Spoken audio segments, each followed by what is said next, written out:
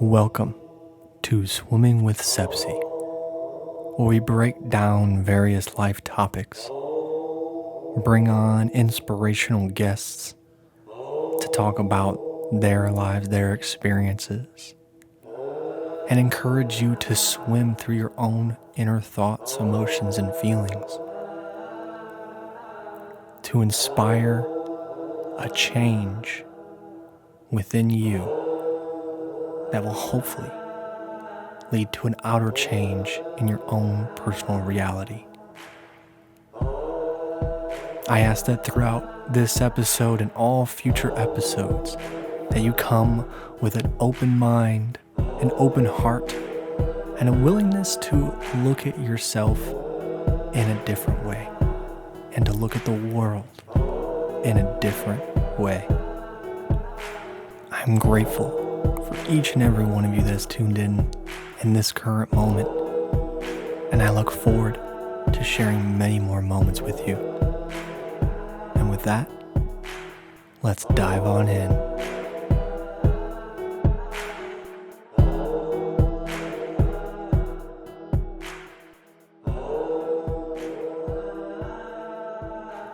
Damn, let's go. Welcome.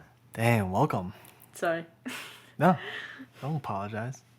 Welcome back. Why do I feel like it's been a while? It has. It's been a few weeks for us. They probably won't know the difference. That's true. But yeah, for us, it's been a while. Been a hot minute. Wow. We were going through some things. My holidays. Holidays. Yeah, we just had stuff stored up, ready to go. Yep. Holidays coming along. And now it's already end of January. That's crazy. That's insane, bro. Anyways. January's been a good month. It has been a good month. Welcome to Swimming with Sepsey. Your host, Joshua Sepsey, and our co-host, Nicki Tamacheski. Thank you for having me. as if you're not like on every episode. I'm gonna say it every time. Thanks, bro. Thanks. You for could having fire me. You could easily fire me any. Why would I point. fire you? I would not fire you. That'd be fucking up, bro. I made the couch move out on its own. That was weird. That was actually really strange. I don't know how it did that. It was kinked. It was free. I don't know. It's free. Yeah, it was like on the corner over there. I see what you're saying. And so we took it because it just had free on it. And we were like, well, it's a nice big couch. We just got to fix the arm. And then we plugged it in and it worked. And I was like, okay, well, at least it works. And now it's a ghost couch. So interesting stuff. But anyways, our topic for the day, I guess not the day, topic for the episode is, I don't know how to like preface it. I want to try and find something like fun to preface it with. It's not that fun. I mean, yeah, that's it's fear and doubt. We're dealing with fear and we're dealing with doubt. If you find fear fun, great. I mean, I find it interesting.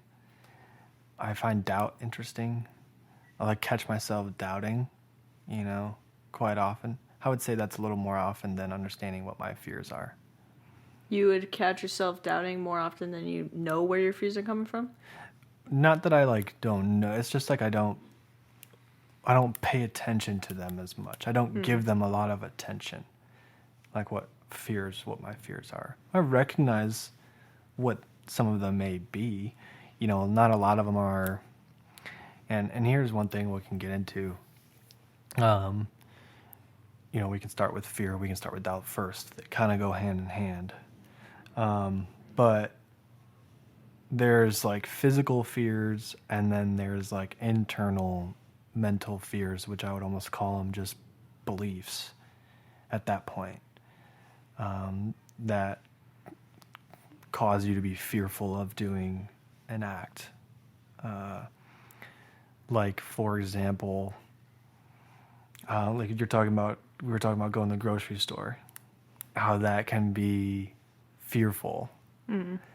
Yeah, like if you haven't been outside in a while and you're like, man, I'm going to have to talk to the cashier.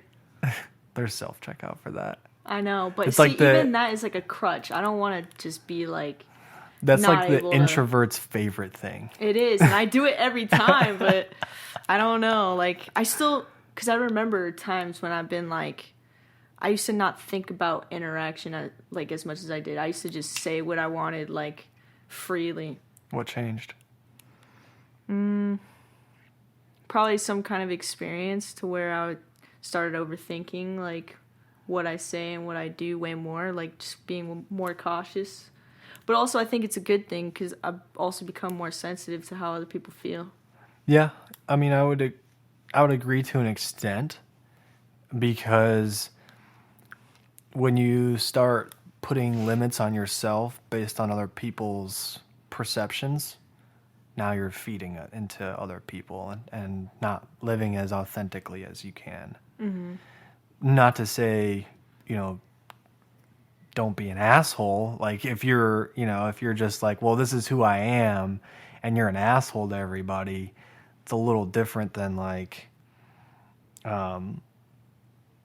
this is who I am, but I don't want to speak on my beliefs or just kind of like interact with people like I want to, because I would say there's a moral and value difference. Mm-hmm. Some people may not even see that they're an asshole, and that's just something on them. Yeah. But to your point, the interaction part of like going to a supermarket, going to the store, half the time I don't even talk to anybody while I'm there. I may do a head nod or smile or something, but yeah, I'm there to get my stuff, and Yeah. I'm there to get out. Same. Because I feel I don't know. I feel like, and this was one thing, like, I feel it's more of an anxiety thing of just, it could be a social anxiety. Like I know how people are, mm-hmm. and I don't want to engage in people that aren't like-minded. Yes. And so at a supermarket, you don't know what's gonna be there. Mm-hmm. There could be people there that are like-minded of you, and you might, do a head nod or see them, be like, oh, okay, or something. I don't know. But a lot of times that's a toss-up. Like when you go to an event, I'm sure if you go to an event where like, oh, all these people are like me, like they like this same exact thing. Like if you go to like a festival, or if you go to some farmer's market, those are just things that I like to do. So those or shows or music or what else you could do that's like a public thing. I don't know. You can go golfing, You find people that are like of the like-minded, so it's a little bit easier for you to feel comfortable and engage. Would you say that's the same for you? Not all the time, because especially if it's something, but my mind is different because I feel like I just get paranoid about how to be myself more than maybe other people. I don't know. That could be not even a true belief either. I feel like maybe other people would struggle with it too.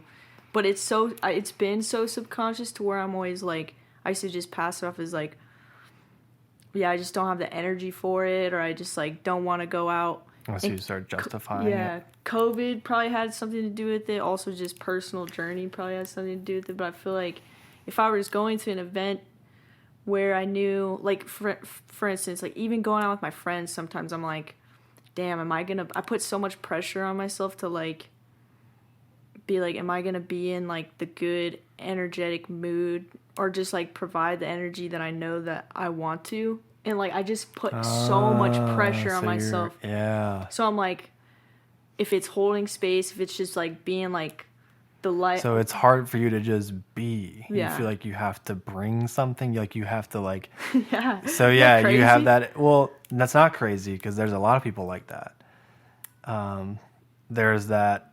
It's a fear, and it's also a doubt at the same time. It is. Because you're doubting, your own confidence in just being yourself, but you're also afraid, if I'm not this way, how are the others going to perceive me? And will I just be perceived completely different? Mm-hmm. There's no just able to be, I can just show up as myself and know that I love who I am. And by being that, that's going to emanate through them, and we're going to have a good time. Yeah. It's always going to be fine. It's always going to be a good time. Yeah. There's no that space. And that's a tricky space to like, a tricky balance to fall into.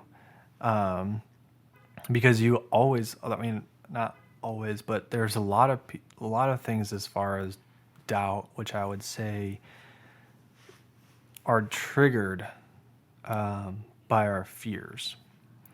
And what I mean by that is when you start to doubt small parts of yourself, whether it be a small decision that you want to make, something you want to say to somebody, what's coming to me is it's one of two things.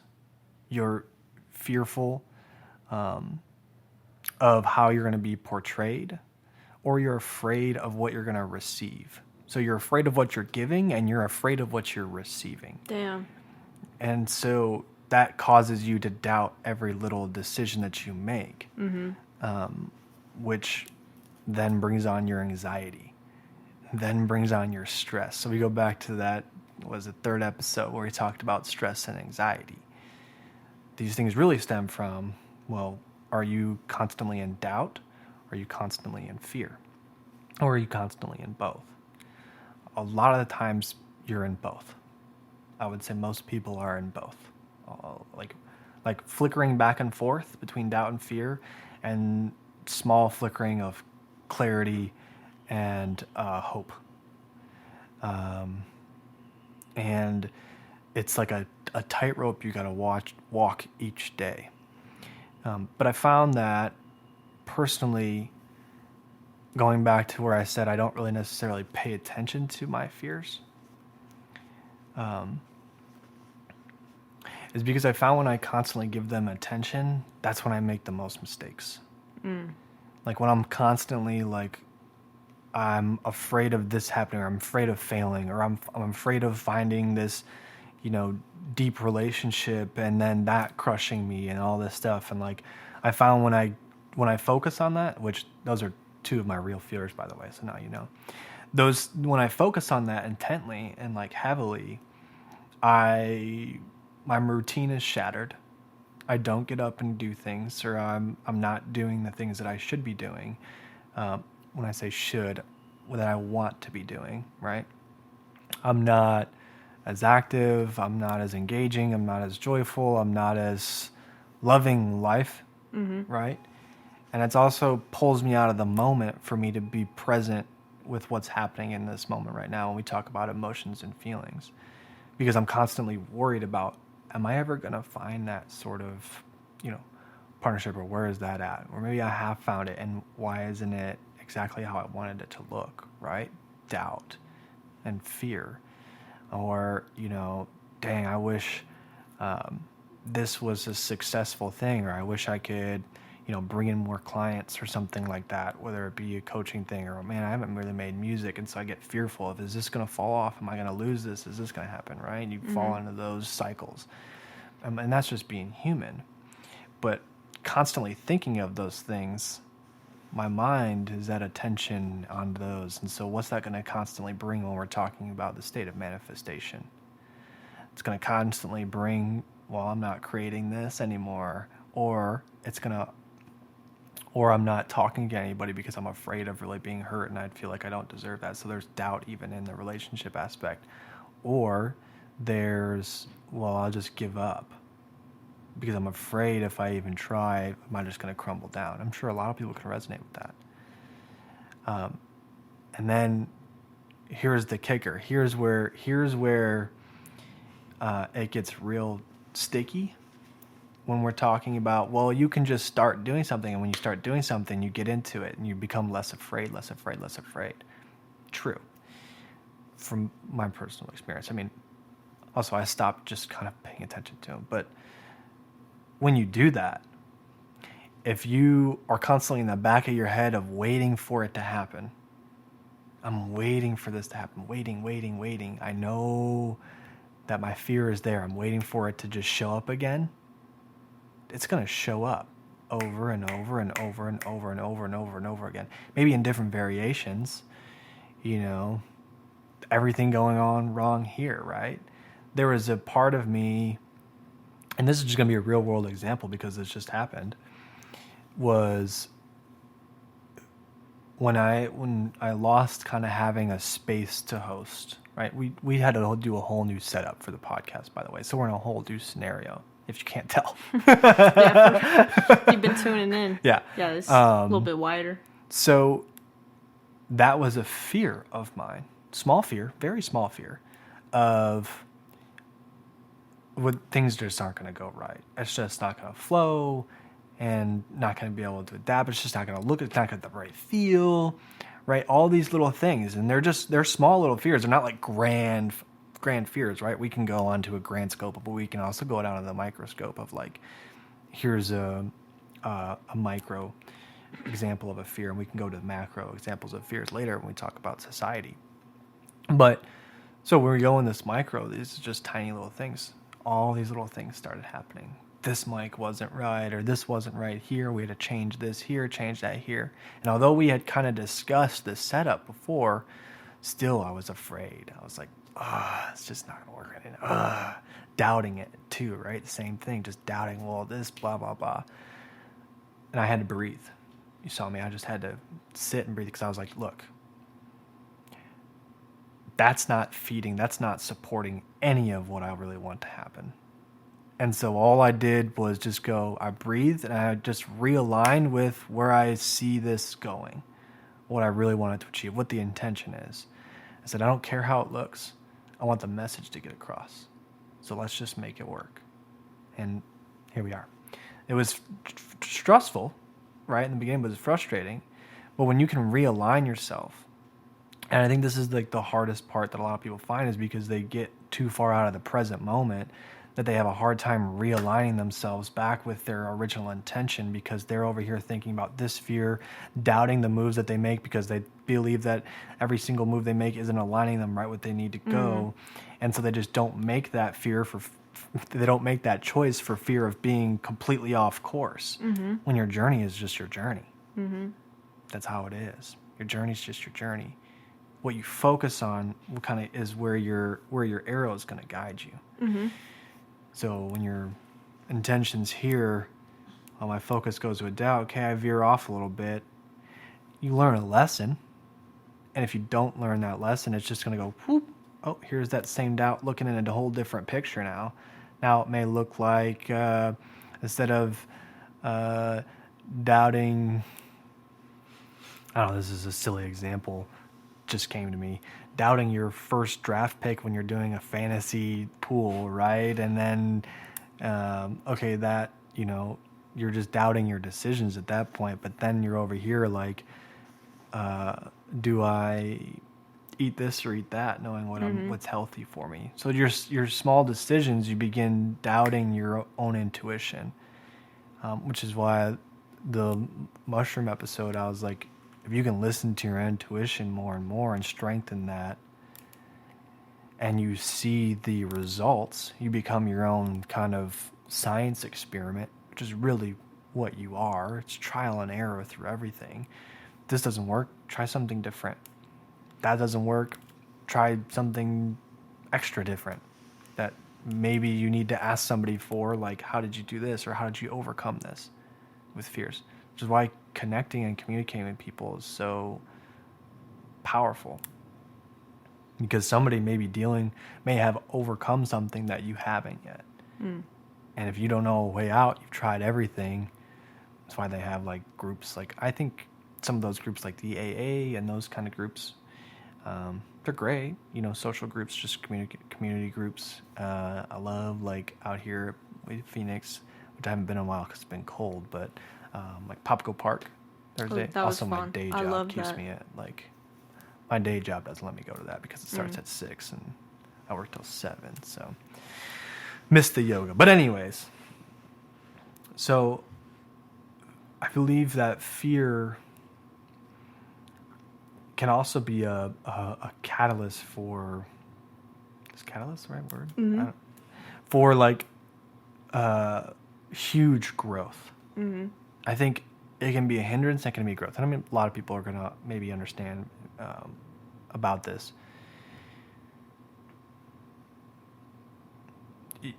And the way that I say that, and here's how it can be a growth. You understand the fears that you have, journal them out. Write them fucking down. Fucking face yourself in the mirror. I'm afraid of this. I'm afraid of winning. I'm afraid of finding this, being super vulnerable, which I'm not really afraid of that. I'm obviously being very vulnerable. But anyways, and I'm just examples. I don't know why I'm saying that. Being vulnerable, you can say, writing out all these fears. I'm afraid of spiders. I'm afraid of fucking like heights or falling from high distances. I'm afraid of breaking a bone. I'm afraid of, speaking my mind for fear of what others are going to think of me. I'm afraid of being accepted. Like all these different things. You can just journal them out and really be raw with yourself. Because then you can understand how to break them. How did you do that? That was like with my lips. I used to be able to roll my R's. I can't roll my R's anymore. Really? Yeah. I like rolling my R's. It's fun. The Puerto Rican in me is slowly fading. Just kidding, Mom. Love you.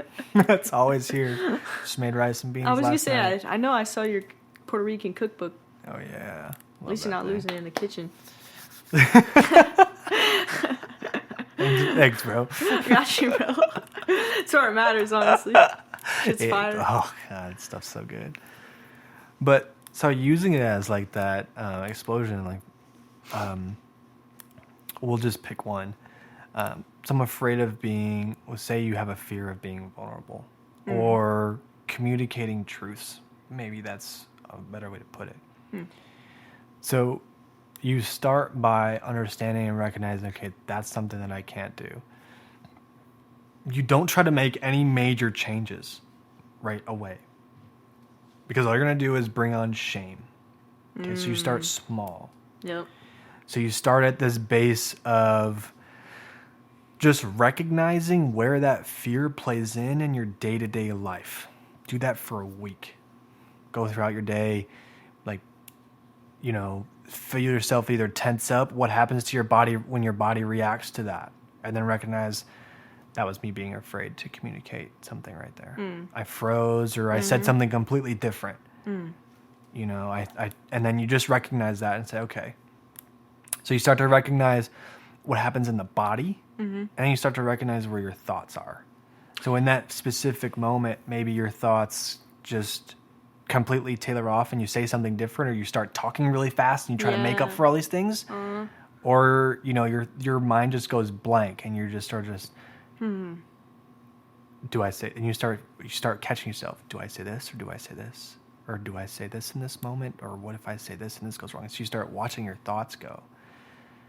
Damn, that's interesting. And so when you do that, that's going to allow you to just become aware, and awareness is key in everything. Awareness is key in everything. Awareness is key in everything. Yep. So when you are aware now of this fear, right? And as you can see, when I was just talking about the thoughts, it turned into doubting what you're going to say. You can then begin to change it after you're aware how it happens, physically and mentally and emotionally, and what you're feeling. How does it make you feel? Does it make you feel angry? Does it make you feel frustrated? Does it make you feel, do you feel that shame? Do you feel hopeless? Right? A lot of people feel hopeless because they're just like, there's no way for me to get over this. This is just how I am. And they accept it. Man. And that's another deep-rooted fear. That's what I right? say. That's giving up. Damn. I'll talk about that in a second, but there was a video I watched. Actually, I'll just bring it up now since it's here, and we'll kind of circle back to the example. There's this video I watched on Instagram of this guy. He was sharing like these healthy living tips of just like eating something and then how it works with the body. I don't remember exactly what it was, but he goes, I have people that comment on my channel and say, what's the point of doing this if you're just going to die anyways? If we're all going to die anyways, right? And we talked about how, that's probably like a grand fear in the scheme of things of why we do the things we do. And I loved his comment because he said, well, if you people that think like that, they just gave up on life. Yeah. They just gave up. If they're just gonna fill their system with all these kinds of things and do, things that aren't good for them or just toxic to them and other people around them because they're like, well, none of this matters. We're gonna die anyways. You gave up. Mm-hmm. And I thought about that. I was like, wow. You're right. You gave up on trying to live, on wanting to live a healthier lifestyle for you, a more communable lifestyle for you that's going to have positive effects not only on you or other people around you. You just gave up. Mm-hmm. You just accepted that nothing matters and that and so like you just stopped trying. You just ended up at, well, this is all that matters in my life. And some people can do that, and more power to you if that's the way you want to live your life. I don't judge. I just thought it was interesting on how he explained that of saying you gave up, and I was like, wow, because he's like, all I'm trying to do is promote a healthier living, mm-hmm. because you want to live. Those that want to live in a healthier life and have that healthier life are going to go. So I just thought that was interesting because it just tied into the fear of death thing, and that there's kind of a couple routes you can go with that. You can try and prepare. Some people try to prepare for the afterlife. Some people want to just live a blissful life and try to be as good as enjoy every living thing that you're able to experience in this lifetime. Some people give up and just say, screw it. I'm going to die anyways. I'm going to go out with a bang.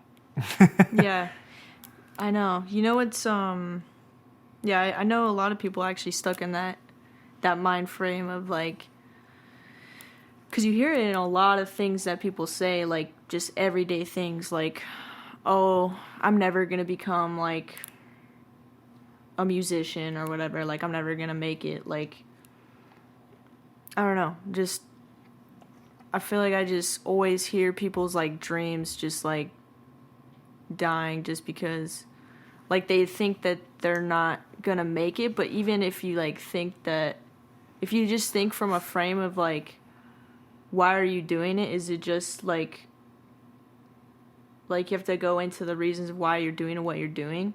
And like,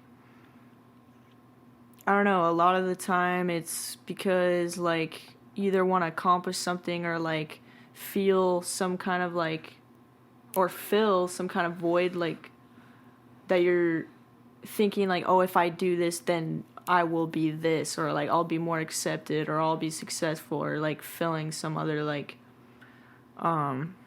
belief, I guess. Yeah. But really it's just like you said, it's about the quality of life. Like you can either have a happy, healthy, quality life of like based on the choices that you make, or it's just like you're just gonna be living in the exactly what you believe. Like yeah.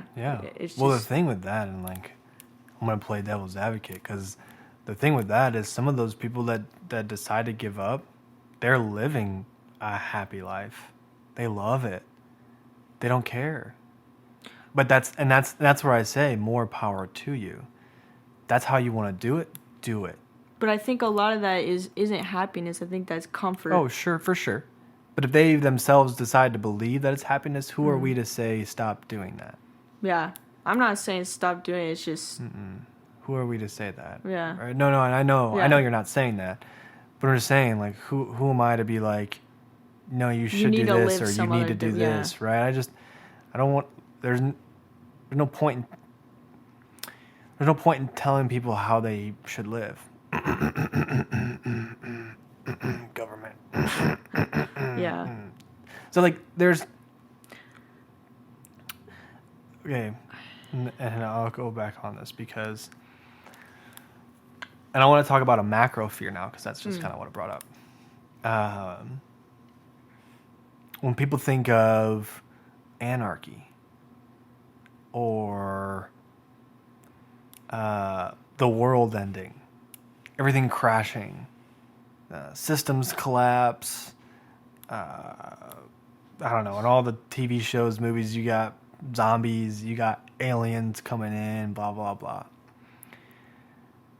Well, let's get rid of the aliens because that brings in a whole nother element. And let's get rid of the zombies because that also brings in a whole, let's keep it simple. Yeah. I know, I feel you. So like systems crash. Yeah. Crash.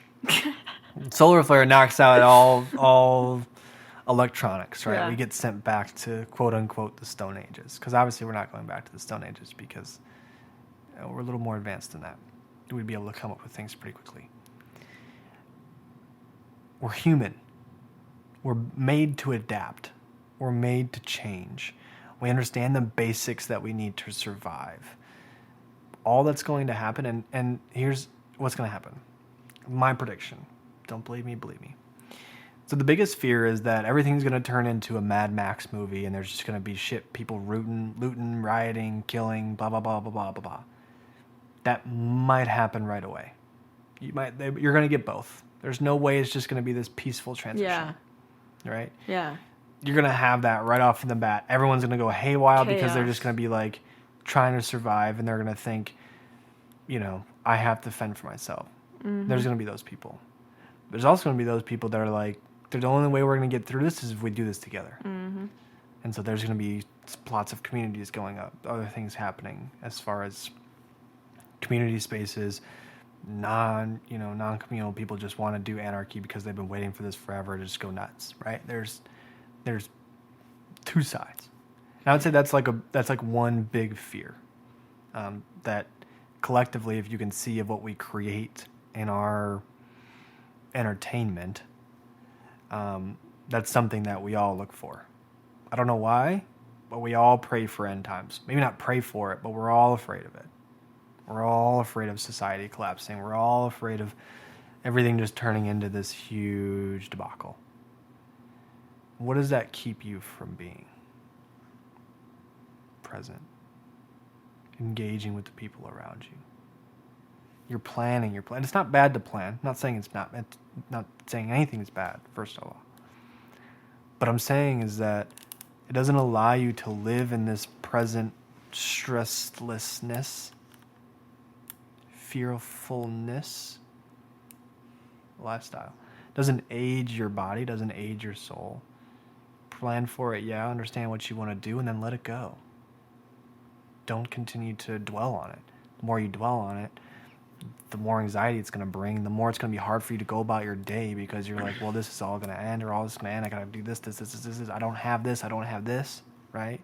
Because then you start looking at your present life. Well, I don't have this agriculture thing set up that I need that's going to allow me to survive or give me food, or I don't have sort of protection, or I don't have X amount, blah, blah, blah. It just doesn't keep you in the moment. And it's hard.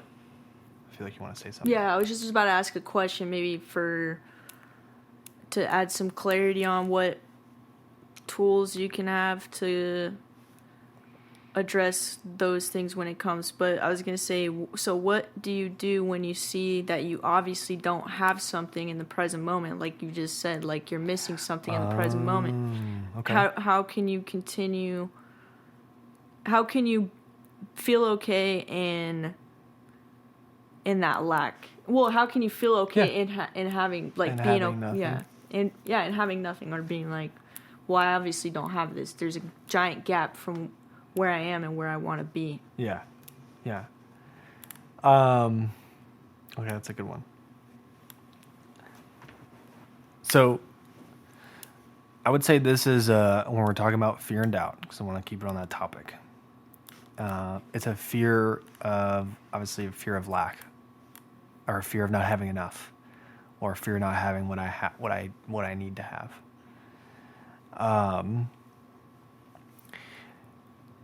I'm going to stick with personal experience, and then I'll open it up a little bit.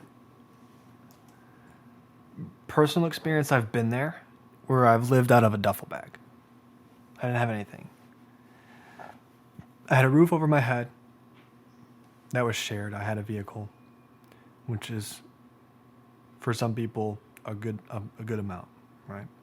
I was able to have food coming in somehow. Somehow I had money coming in from the job, right? You were there.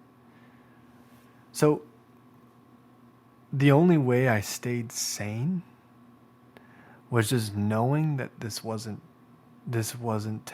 temporary. This wasn't the permanent life that I was going to live. And that mindset allowed me to shift into, okay, how do I create then the life that I want to, where I want it to be permanent? And that was full of just failures, doubts, full of those things throughout the journey, but the intention never changed. So in the moment, you're going to have these immediate fears of your needs not being met. You have the hierarchy of needs, which we talked about in one episode. Maslow's, whatever you want to fucking call them. It's Maslow's. I think that was our first episode. It was our first episode. Yeah, but we didn't air that episode. It was technically our first recorded episode, but it's actually episode 4, I think. Oh, okay. I don't think we launched it until later. But so those hierarchy of needs aren't being met. So you have to look at and what needs can I meet in this present moment? Because that's all that matters. It's all that matters. The present moment needs are all that matters. So although I didn't have clothes, I didn't have any of my own. I didn't have my own bed. I was sleeping on the couch or on the floor. I didn't have, just small things, I guess. In my eyes, they were small things or things that I didn't have that I felt were like comfort. My sense of security wasn't necessarily there. I wasn't living in a place that was mine, Didn't have an hourly job, so I didn't really have an income coming in. The only income I had was from going out doing readings or the farmers markets that we did and selling product and those kind of things. So this fear was definitely there. And I stayed present by just understanding that, okay, I got water, great. Food, we'll see. I have a meal here, great, cool. And then it was just constantly understanding that I'll get fed and knowing you're protected. It's hard to trust and have that faith when your present moment doesn't look like that.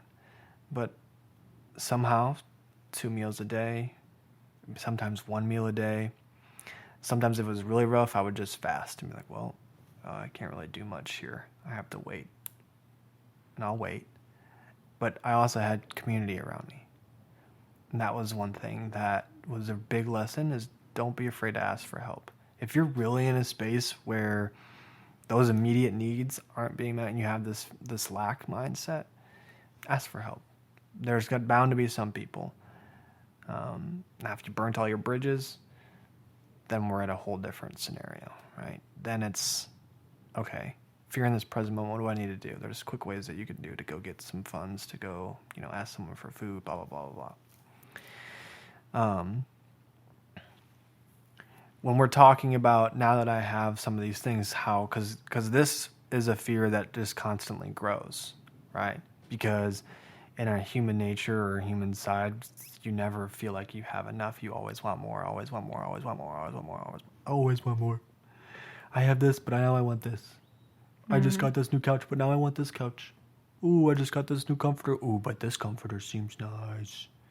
I just bought this video game. Oh, but this new game's just coming out. Mm-hmm. And this phone. Ooh, 2024 new vehicle, new Subaru. Mm-hmm. Ooh, I want that one. Right? We have that just like, I don't know, it's just been programmed, right?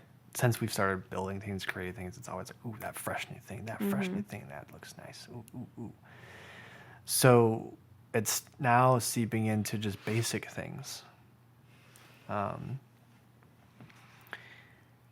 And one of the biggest things that also helped me was a space of gratitude.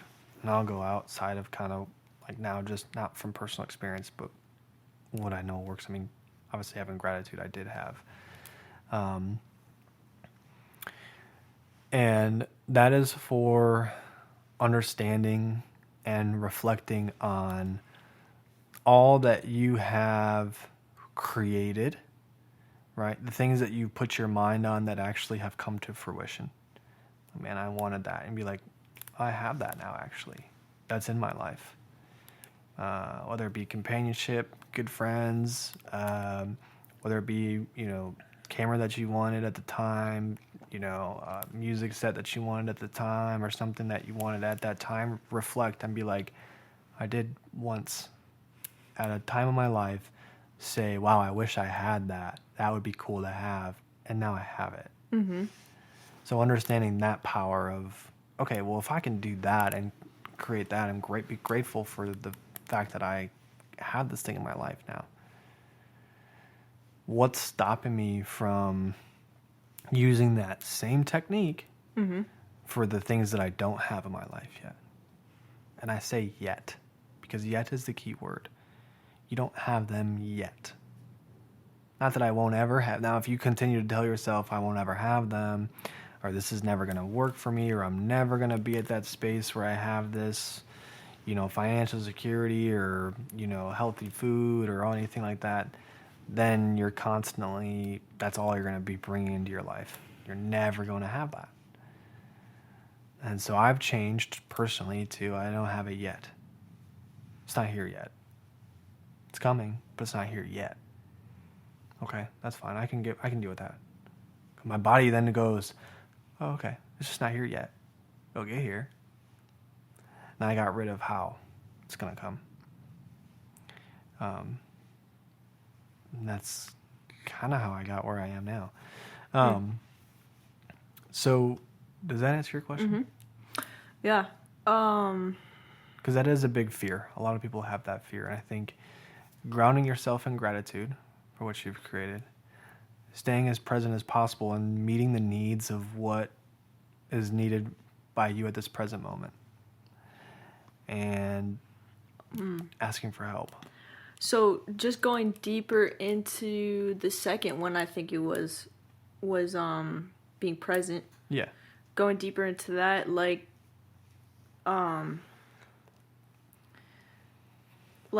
that also helps with being able to see clearly, or the clarity of like being able to be like, this is an opportunity, or this is like what I've been asking for. Because sometimes it's right in front of you, like what you've been asking for, and you'll still be afraid, still doubting yourself, still afraid to be able to accept it into your life. That's actually, I think that's what keeps people there for a long time too.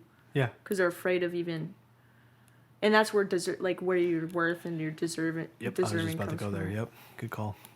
Yeah, you definitely your worth. Your worth plays into a lot of it. I mean, we can go so far back as to think of, okay, well, where did you learn what worthiness was? Which is actually an interesting thing to think about. I mean, it's most likely your childhood where you learned, are you worthy of this? And so you have this preconceived notion of being worthy of love, or being worthy of having this sort of abundance, right? Mm-hmm. Self-worth is definitely something where you have to strengthen that muscle. And the only way to strengthen that muscle is to be with yourself and be present with yourself. And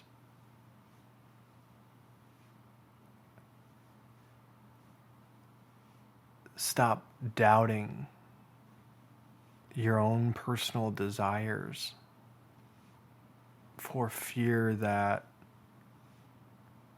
well, I don't need that, or that's not a good thing. That's not worth it. It's just not worth it. So like small things that you need. Mm-hmm.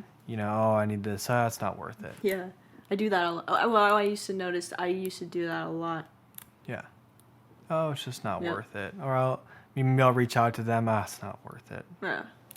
Not worth it. When you're saying that, what are you saying? I'm not worth the time. I'm not worth this, I don't know, water machines thing. I'm not worth a new phone. I'm not worth going, I'm not worth going through the trouble to reach out to somebody to, potentially open up an opportunity in my career. It's not worth it. It's not worth it. Right? You're basically telling yourself that you're not worth it. You're not worth the effort to create the life that you want. So it becomes a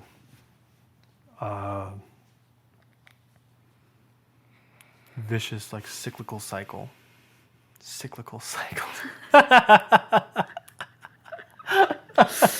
Bicycle cycle. And that's I think that when you're going through fear and doubt, and I want to touch more on doubt because we have hit on some big fears. But doubt is a tricky one. And the reason I say that is because doubt will come in multiple forms. More so than should I do this or should I do that? Because you can doubt yourself with just small hesitations. When you're speaking, Yeah. you will pull back, you'll add extra words, you'll completely think of something totally different to say that's off topic. Crazy. And because you feel also that it goes back to earth, ties in, you don't have anything to give to a conversation, or you don't have anything to give to a relationship. You feel like you always have to show up. And this kind of goes, I think we were talking a little bit about this earlier with that receiving and giving aspect. So doubt not only plays into just decision making, but it also plays into how do I explain this? It also plays into, I don't believe that this is going to happen. And you can also doubt faith. You can doubt that someone's going to be there for you. So you start to doubt other people. You can doubt that,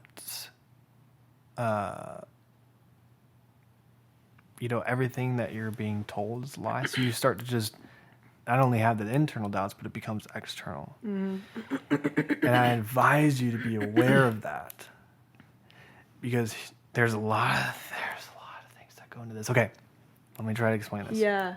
I see where you're going, and I like it. So when you start seeing these external doubts of no one's ever been there for me, I doubt anyone will be in the future. I doubt the things that I desire will come true for me. Like, look at, it's never happened for this person, blah, blah, blah. You start just doubting these things, right? Then you have to look at how you're doing it internally. Because everything that you're doing externally, all that it is a mirror of what's going on inside of you. And we projecting it. So you're projecting your own doubts on the external world that nothing's going to be there for you. When if you were to look back at yourself, are you there for you? Are you there for yourself in the moments when you need them the most? When you need yourself the most? Are you giving yourself that, structure that you may need? Are you mothering yourself the way, I'm just going to use the word mother and father. Are you mothering yourself, nurturing yourself the way that you need it? Are you doubting? And that's why you doubt that no one's going to ever be there for you in that time when you really need it the most, because no one ever is. So you always have to do it. So you feel just doubtful of that. But are you looking at it yourself? Too, how often do you really do that for yourself? Or are you seeking outside of you? Yeah, same thing with like your drive and your aspirations and the things that you want to build. Do you doubt that they're ever going to come? Okay, well, are you doubting every single decision that you make that would ultimately lead you in the right path to achieve those goals and aspirations? Right? So it is a cycle, but I encourage that if you are one that sees this external doubt, to look internal at the way that you doubt maybe your own moves, your own motives, or not motives, your own decisions in both nurturing yourself, loving yourself, giving yourself the things that everyone needs, cooking for yourself, doing those small things, And then are you actively making small decisions each day? And I don't mean they have to be grand. I'm not saying you have to drive yourself to a fucking point of exhaustion by grinding at some sort of dream job that you want every day. Yeah, that'll get you there, but you're also losing a part of yourself. And I'll tell you this. We may put a lot of hours into this, right? We may have put a lot of hours into this outside of this. And like, when we're really doing it, I don't put a lot of hours into it. It gets done. But that's because I'm not like consistent. And to me, I still want to be able to enjoy everything outside of me. So there's people that are saying, you may see this all over Instagram and all over anywhere you go. If you're not grinding at it every single day, blah, blah, you're never going to make it. There's people that, and you know what that is? That's all this willpower, solar plexus forcing crap. Yeah. And it's not bad. You're just afraid. You're afraid that if I don't do this, it's never going to happen. And so you push yourself to the point of exhaustion, to the point of not even being able to enjoy your own life and the journey, because you have to be at this point to be like, oh, wow, I can relax. Woo! And then you're going to get there. You're going to get to that point and be like, I have to keep going. I have to be better than everybody else, right? That instinct is just you're going to be nonstop constantly. You're never going to be able to take a break. If you want to live like that, great. Personally, I don't want to live like that. And so by just understanding the laws, you can move at what seems like a slower rate. But the powers and the things that are moving in the background, they're huge. Because I'm not just asking for one small thing. And my intention is not just one small thing. What I want to create is just not just one small thing. It's not personal for me. It includes me, but it's not just one thing. So that's why I let go of how it's going to happen. I have a specific example that's coming to mind for what you just said.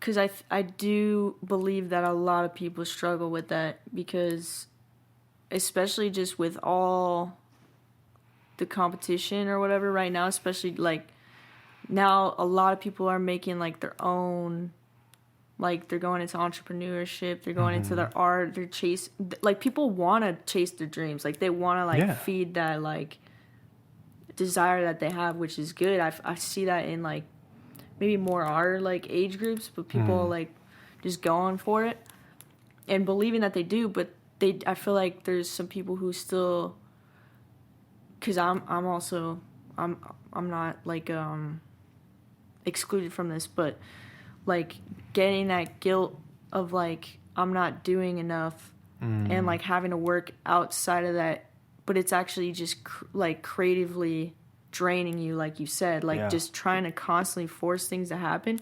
But it is like you still need to do the work, but fear and doubt are still working.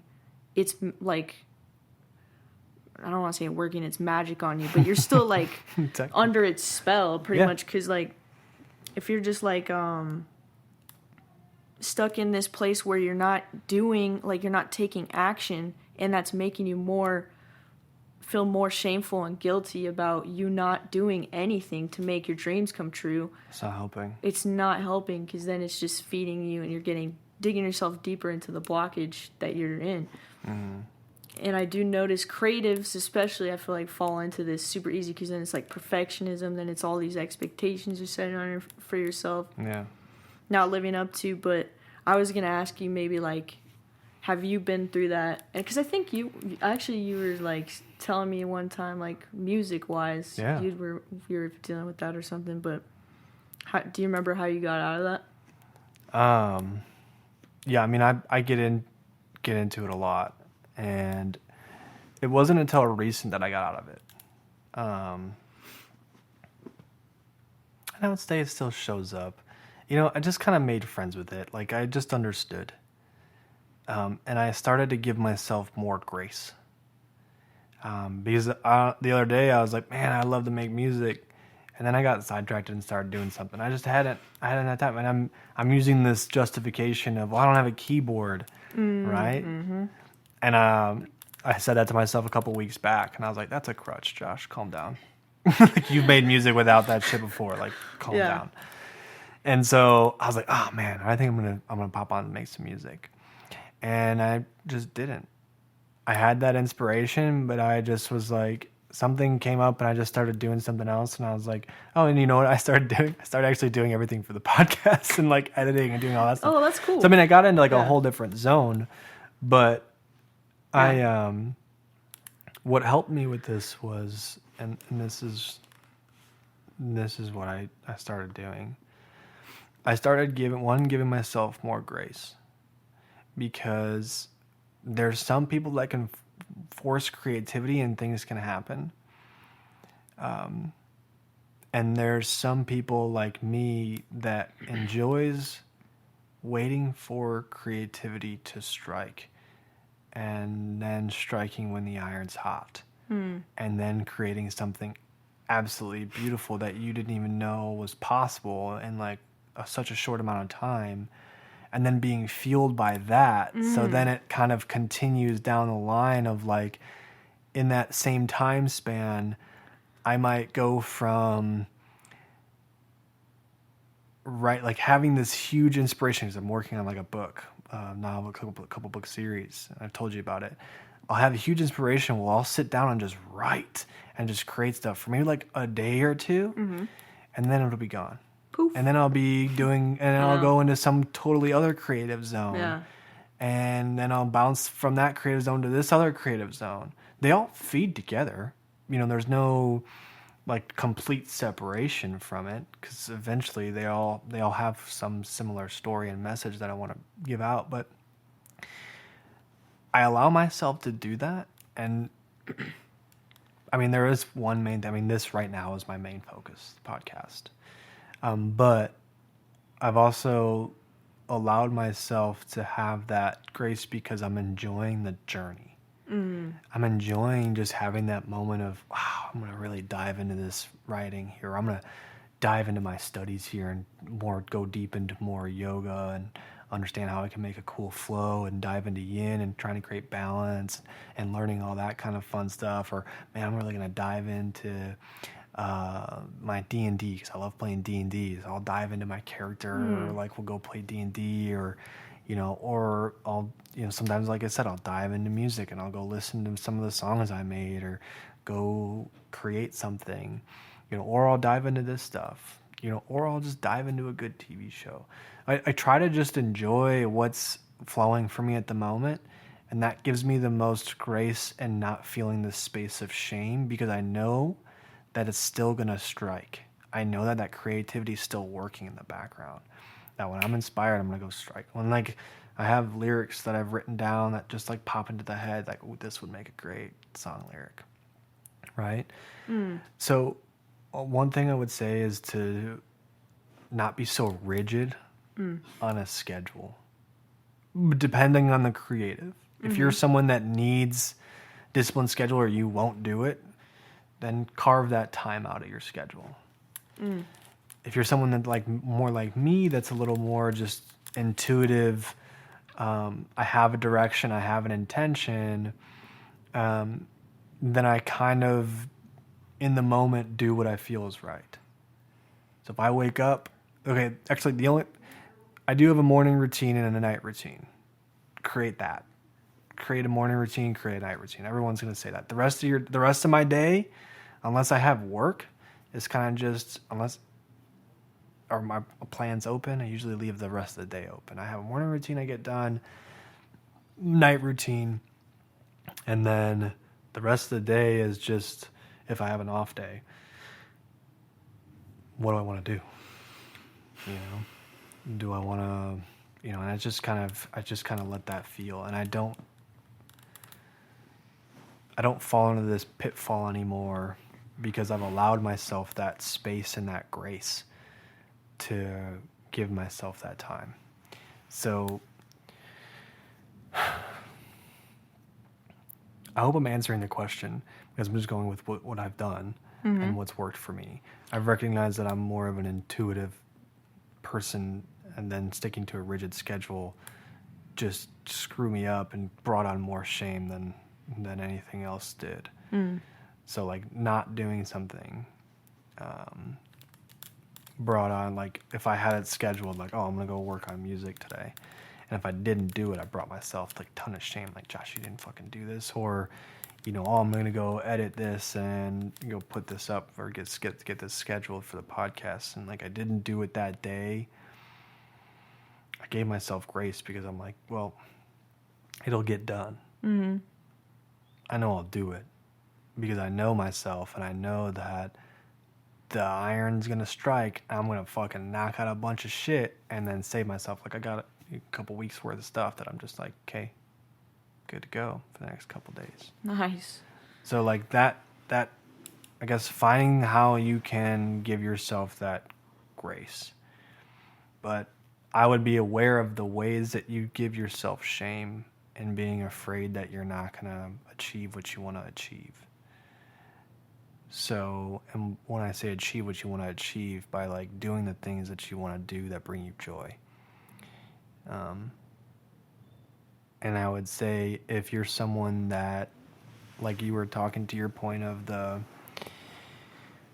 you know, I'm never going to be this person, or I'm never going to make it, blah, blah, blah.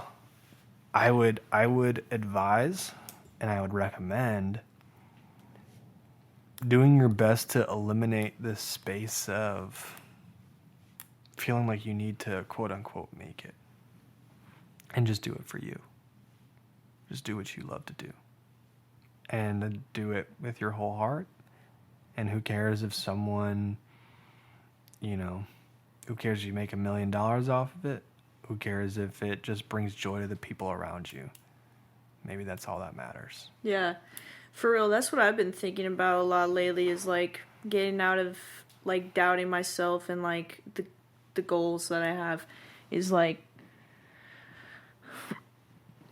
these fears that initially hit me, where I'm like, that actually start sparking up ideas and being like, I want to do this, like kind of like you said, a catalyst for like growth.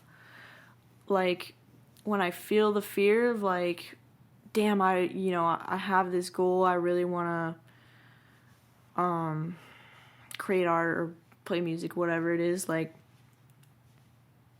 I'll just be like, I have to be present in the moment to notice or to understand that I'm holding myself back right now, and I'm not making any like action because I'm still waiting for something. We were kind of talking about it earlier, like still waiting for something to happen, like a perfect scenario of like, or I'll wait for like for me to not be afraid of this anymore, or to be like, you push it off. Yeah, push it off, or I'll be like, I'm gonna work on my fear, which is weird to think of you getting trapped in that too, because I've been there. Like I've noticed I've been there too. Is like, I won't do this until I feel like I've, yeah, like so many people are like, I won't get in a relationship because I feel like I still have these X, Y's, and Z's about me. Yeah. Like I haven't healed this part of me yet, so I'm not gonna get into a relationship. Yeah. Dude, what do you think a relationship's for? Yeah, for real, dude. No, I know. Isn't that crazy? Because then it's like, same thing with like making the music or doing anything creative. Like, oh, I don't want to paint because, you know, I haven't learned how to paint. Yeah. Or no one really taught me the ways how to paint, too. right? Yeah. Doing something. That was one thing. I used to have that until Kaylee was like, just come paint. Yeah. I was like, okay. Aww. And I just painted. I mean, it came out decent. I wasn't like, you know, she's got like all these great, but I was like, I don't know, it doesn't look bad. You know, painting, it was fun. I had a great time, and it was artful and creative, and yeah, I just don't have paint supplies. Otherwise, I would paint. Yeah. Oh, that reminds me. I'm itching to get back into painting, and it's just like there's so much. Do you I want to ask you this because there may be fearful, but it also could be a sign of, do you constantly find yourself telling yourself that you don't have the time? Are you like, because I wouldn't say that's a fear or a doubt. Well, I mean, it could be. Because it also plays into this perfectionism. I could see that. You don't have the right environment or the right things going at the time, that it's not going to be the way you want it to be. And so if you do it, you're going to judge yourself and shame yourself. That don't look good. It's not my best work. Blah, blah. I should never do this again. A bunch of that happens with, when I'm trying to make like music or something. I'll do like that. Especially probably because things that I care about a lot, I'll do that more. Yeah. Things that Everybody are like, will. Yeah. Like if I'm thinking about making art though, and like videos, for some reason, I'm trying to think. That's more like I can follow my curiosity, and I can like let it flow better. It's weird that it's like that though. Yeah, just for that. Probably more confidence in doing that. Yeah, because if you don't know about something, you're not gonna, like my painting example. I didn't know how to paint, or not to say that I didn't know how to paint. I mean, I know how to paint stuff, but like my drawing aspects and those kind of skills, I never worked on those. So the confidence that I have in those are really low. Do I like drawing? It's not something. You know what? This is a great point. Maybe I don't like drawing because I'm afraid of how it's going to look. I'm going to be disappointed in what I draw. And so I don't draw. Or I don't paint because I'm self-conscious about it. Yeah. Of how it's going to look.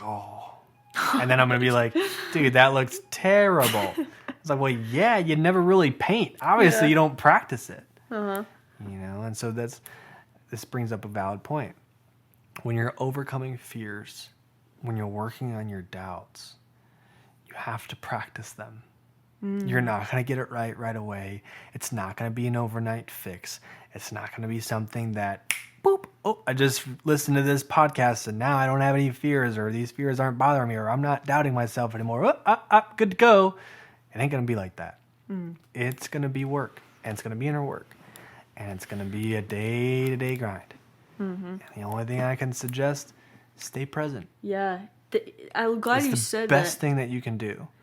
Because if you constantly start worrying about now you're afraid that you're never going to get out of your fears, or you're never going to get out of this pattern, right? Your mind goes, it's been 3 days and I'm still worried about this thing. I'm still doubting the way I make this. And you still feel like you're in this cycle. It's been 3 days, man. Give yourself some fucking grace. Yeah. The world wasn't made in 3 days. God damn. Man, it was made over billions of years. Yeah. I think you're just going to overcome 28. I wouldn't say 28 years because I really didn't know what was going on until maybe I was like, I don't know. Start creating programs. But, your longevity of however long you've been alive, that many years of just programming these sort of fears and beliefs about yourself. You really think it's only going to take you 3 days to overcome it? You can be hopeful, I wish. I believe in overnight miracles, but nah. Yeah, for real. That reminds me of like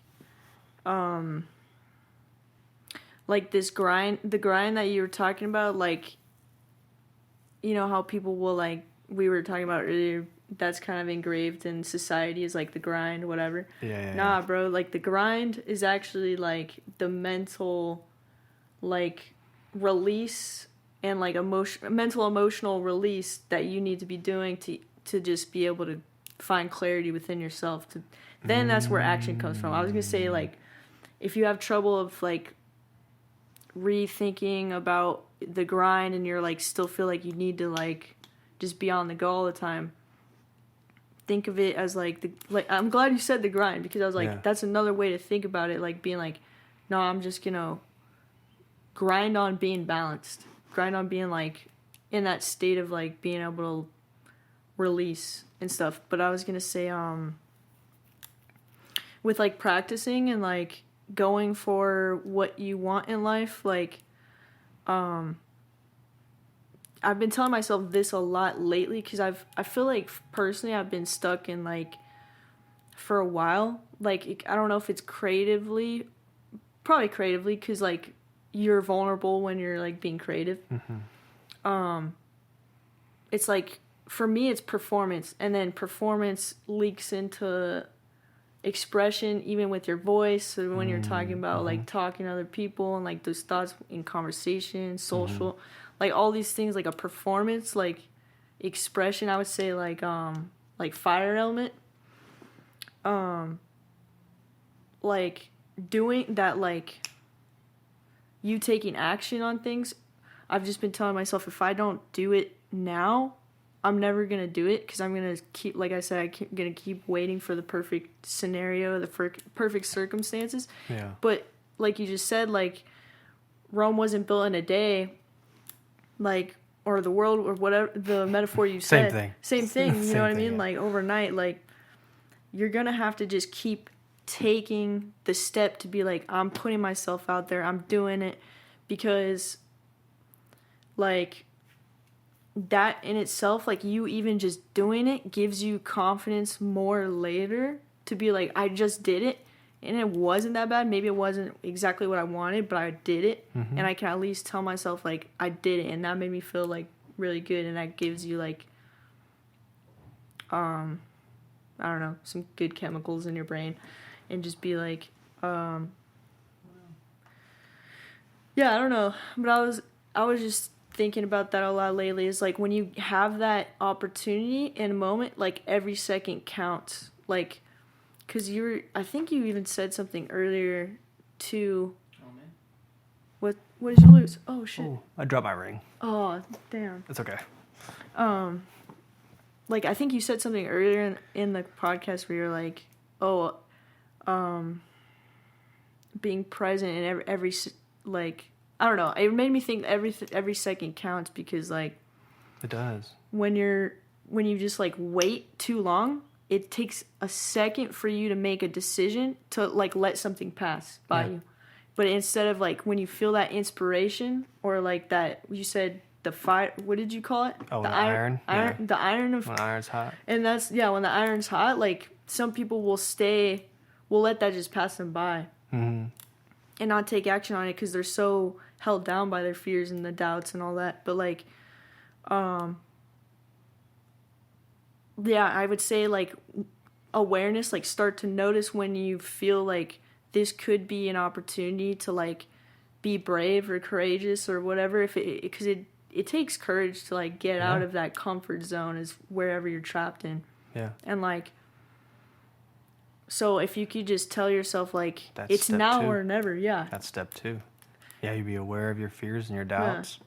Step 2 is then taking that initiative, you know, recognizing, okay, this is my moment to do this differently. And then like what we talked about of doing the opposite, where you're constantly, you know, you're doing one thing over and over again, and you realize that it's been bad for you, or not bad for you, but it's just not aiding you in any way, that not leading you in the direction that you want to live internally and externally. So you got to do the opposite. If normally you would react this way by doubting what you're going to say, don't doubt what you're going to say it, see what happens. The only way you're going to learn. I mean, when you were riding a bike, you know, you're afraid of riding the bike. Once you fall, what did you do? Your parents made you get back up on that bike and start pedaling again, because the more you grow on that fear, you're not going to want to get back on that bike. If you were just fall and then you'd be like, I don't want to get back on, and your parents said, okay, when's the next time you're going to ride a bike? Probably not for a long time, because you're not confident in your biking skills. Same thing with overcoming these even small fears or big fears. You know, if I'm afraid of public speaking, I've only done it once. Speaking in front of people, I know we've talked about this one, I think, with stress and anxiety. You know, you don't go do it more and more, or you don't go practice it somewhere. You don't just go speak to random people in public or start to speak on what you're loving. It's going to be difficult the first time. And if you don't like it, or if you get, you know, something happens, you're not going to want to ever do it again. But you may be really passionate about what you're speaking on. And so that's where you have to have that guide, that like line. Like, I'm really passionate about overcoming this fear. If it's a really, really bad fear that's like, this is really hindering my everyday life. that's where you got to have this drive of staying. You have to have that. Okay, here's the blockage. I see my goal on the other side. I got to hold that more so than I'm holding my eyesight on the blockage. That's like the biggest thing I'd recommend.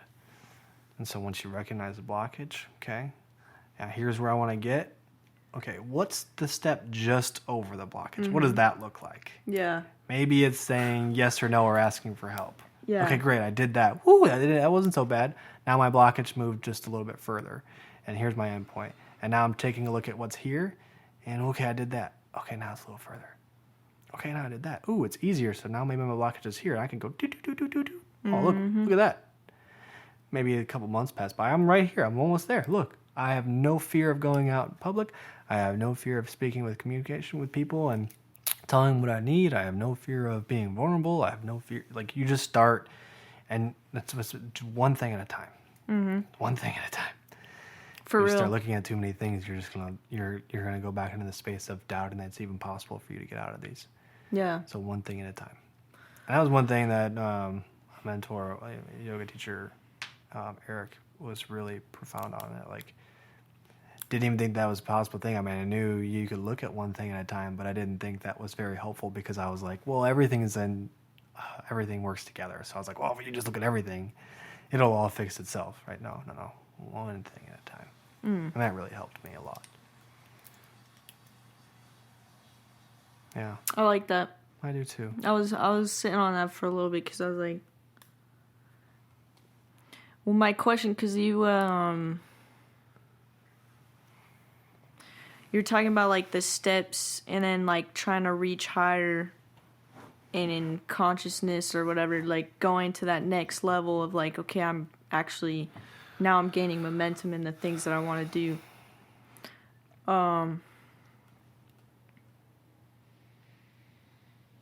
Sometimes, like, so for instance, like a personal example of mine, when you were saying like, okay, well, what's on the other side of this step?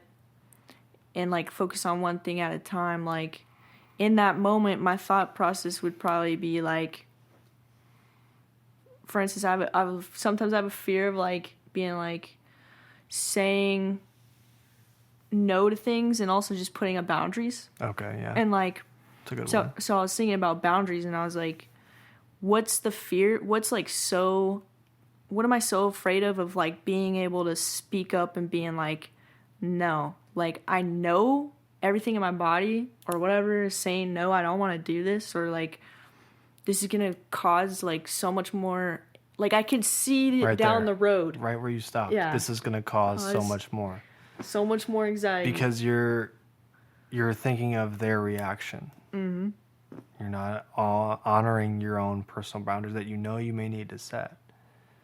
So you disregard all of that and only worry about the other person. And I wasn't going to say anything until I understood that may be the root. So it could be something else. It could be something completely different. But that sounds like that would be, why the boundary isn't as solid. Because for so long, you've just kind of accepted that the role of, well, I'm always there for people. So I always should be, no matter what. And I always want to be there for people because I don't like seeing my friends struggle. But I don't like seeing this happen to other people, blah, blah. Or, I just don't like saying no. But there's power in both yes and no.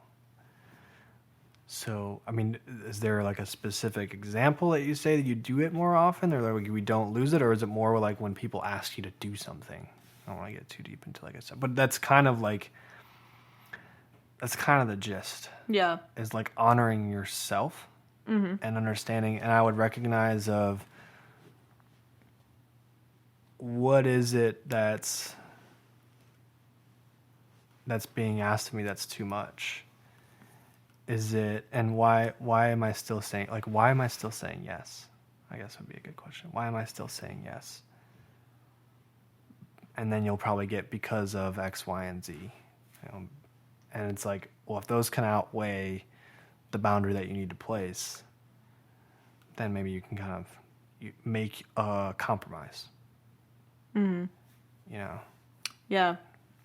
Yeah, I feel like that was my lesson, like, for throughout life was boundaries. I still struggle a little bit, but I've been way better. Yeah. And I was gonna say like self acceptance and like being like, just knowing like, this is how I kind of had to learn it. Was like knowing that if I'm gonna say yes now, it's gonna put a band-aid over the situation, and maybe it's gonna be like what I think is best to please the other person or whatever, like friend, Yeah. you know what I mean, just like those kinds of things.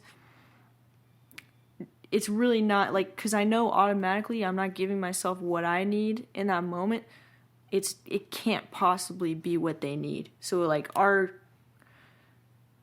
would almost say codependencies. I don't even know if that's what it is, but our Potentially. I don't even know. But like our energies are feeding off of each other, being like, I'm giving in to my insecurity right now, which is allowing you to also keep going down your path of habits and insecurity as well. Mm-hmm.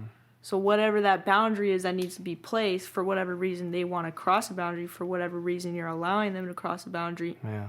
you're still giving in to the negative path in a way, Yeah. not the higher self path like you'd want to. When it's someone you care about, it's really difficult to draw that. Yeah. Without being, and I think this is where communication is huge, and awareness is key. One more time, awareness is key, because if you're unaware of what's really going on at their root, and you're not one that wants to communicate as to, why you're feeling this sort of insecurity or this boundary that I can't meet, right? You're just going to continue being in that cycle because you don't want to trigger them triggering themselves, because like, well, I may be able to handle it, but it is triggering me because I'm not giving myself this, and then I'm going down this road, and I didn't want to go down this road. There's this like maybe extra stress or anxiety that I didn't need, because now I'm feeding into your insecurity. But if you're not communicating about that, like, hey, let's talk about what's going on with you so I can talk about what's going on with me, and we need to meet in the middle ground. That's the only way that's really going to be resolved.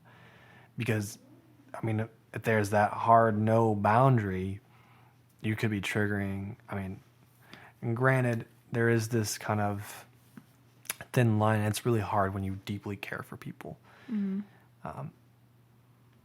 I care for a lot of people, and I just kind of care about other people, but there are people I would just say no to. But I think that's where the communication really needs to be had in situations like that. But that's also a fear, and there's also a doubt in that, because you could be the most open and aware, but you don't know how they're going to react. And if it's someone you deeply care about, you could be afraid of losing them, or afraid of not having a friend, or afraid of them not being able to ask for your help anymore. And now you feel like, well, now I'm useless. So there's a lot of inner connection, inner things that go on with that. And so by being that vulnerable of just saying, hey, look, this is what's going on for me, and it's not really working out too well. It's not working out too well, but like, every time I say this, I really don't want to do this. Maybe we can do X, Y, and Z. I understand maybe you're dealing with this. Can you give me some details on what's going on, of why you're always needing me at this time, or why, this is happening? Why can we figure something out? And so there's nothing really you can control on the other person, on the other party, of what's going on, the other people, which then becomes a whole stem of things. And that's why I said continue to just go with your personal experience of what it is that you need, communicate that, and let it be. Don't be afraid of communicating what it is you need, because the more that you do that, the more fearful you're going to be. The more that you don't let me clarify. The more that you don't communicate your needs, the more fearful you're going to be of your own security.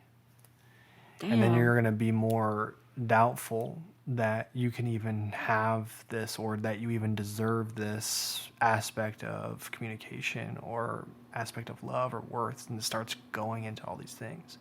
So when I say awareness and communication are key.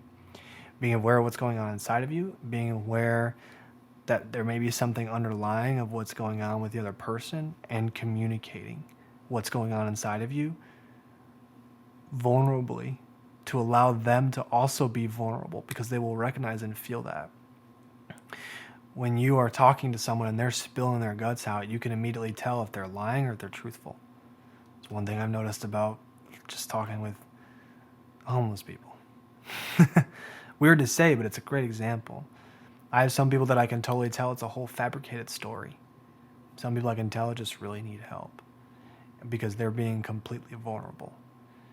Some of them are being vulnerable in the sense that they may be completely lying, but when you're truthfully and honestly communicating your deepest vulnerabilities to somebody of what it is you need out of either a relationship, out of either a job opportunity, out of maybe you talking to yourself personally about what you need in your life, maybe it's a roommate, maybe it's a family member, they will feel that, and it's going to open up a space. You'll be surprised.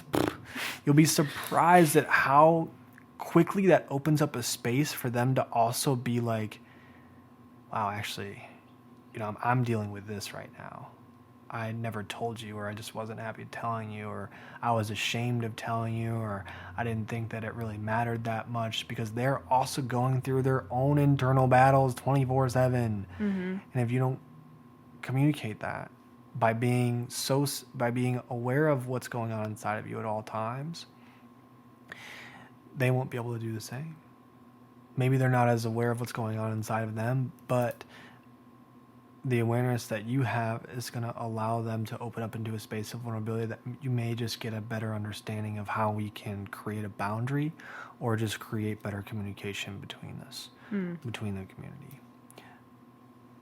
That's kind of how they all jumble together. It's interesting, but the thing of our brains is like the craziest parts are like quantum computers. So we have the ability to do so many things at once. And so in order to really sift through, being present allows you to stay with what's happening in the moment. Whether it be a fear, whether it be a doubt, whether it be joy, and recognizing and sitting with one fear at a time, one doubt at a time, and taking those small increment steps. Yeah. I think we end on that. Yeah. Yeah. How do you feel? I feel good. That last bit, that was like a resonating point for me. Yeah. Mm-hmm. I never thought of it like that before. Really? Yeah. I never really thought like how interconnected some of this shit really gets. Mm-hmm. Like, because I'm so I talk about just being in my own personal experience. Like I worry about everyone around me, right? I mean, because the people that are near me and stuff like that, and relationships I want to keep. But I'm also so in my own inner experience sometimes that I've become weirdly ultra present. That I don't know what's going on outside half the time. Mm-hmm. I don't ever check the news or something like that. It's nice. There's also a part of me that's I need to go back out into community. I need to go back out and to reach with people and speak with people, and I need to do that. Mm-hmm. And so that's what I'm feeling, and so that's what I'm putting my intention on starting to do, February, March, reconnecting, and going to teach yoga, start doing that. So I gotta finish all those things. But anyways, thank you for tuning in. It was Swim with Sepsey. We'll see you next time. Appreciate y'all. Peace and love. Peace. Thank you for joining us on this episode of Swimming with Sepsey. If this resonated with you, please subscribe, and follow us on our YouTube channel, or listen on all platforms or wherever you get your podcasts. Any support is greatly appreciated. You can find us on our Patreon page at patreon.com/swimmingwithsepsey. You can also follow us on Instagram at Swimming with Sepsey. And if something did arise today, maybe you need some clarification or want some help or just need some guidance and don't know where to go, feel free to reach out to me via email, swimmingwithsepsey@gmail.com, or you can find my website at solelyliving.com, where I offer coaching packages, readings, and things of that nature. Again, thank you for tuning in. Very grateful. Namaste. And we'll find you on the next episode of Swimming with Sepsey.